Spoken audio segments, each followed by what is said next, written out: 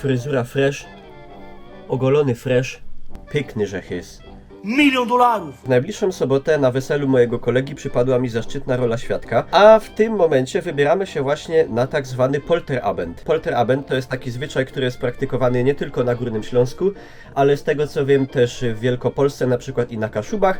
I zwyczaj ten polega na tym, że kilka dni przed weselem przyszli goście oraz państwo młodzi spotykają się i trzaskają porcelanowe naczynia. Porcelanowe, nie można szklanych, bo to przynosi pecha. Potem goście częstowani są kołoczem, gorzołką i jest fajna zabawa. Ja nigdy wcześniej nie miałem okazji brać udziału w takim wydarzeniu, także zobaczymy, co się tam będzie działo. A no i dajcie też znać, czy u was są jakieś takie fajne zwyczaje związane właśnie ze ślubem, z weselem. Tu już porcelana naszykowana, także będzie co czaskać. Widzicie, tu już jest wszystko przygotowane. Czaskanie zgodnie ze śląską tradycją przedweselną. Tutaj BHP. Sień jest zabezpieczona kartonami, żeby tu nic nie poniszczyć. Wszystko to tak musi być. Tu potem nastąpi konsumpcja. Patrycja już nie wytrzymała. Już musi Pepsi być pita.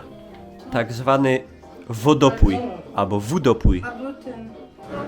Synek gist i budżetowo zagrycha. To się nie chce czaskać. Czekaj, graj!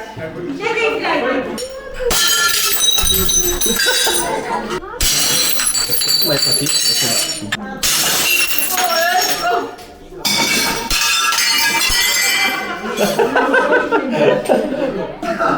O kurde! I się szczaskało.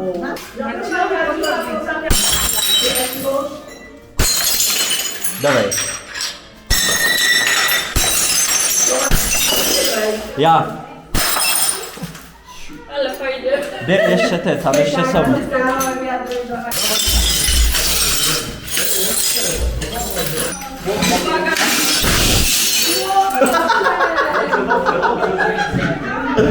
No, dawaj. No. Dobra. Zostaw mi jeszcze też.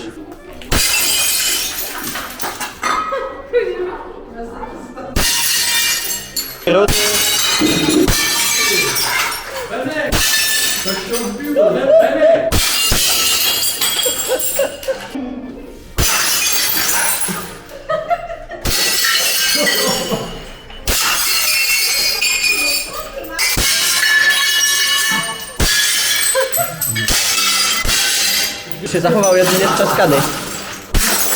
O! Dobrze.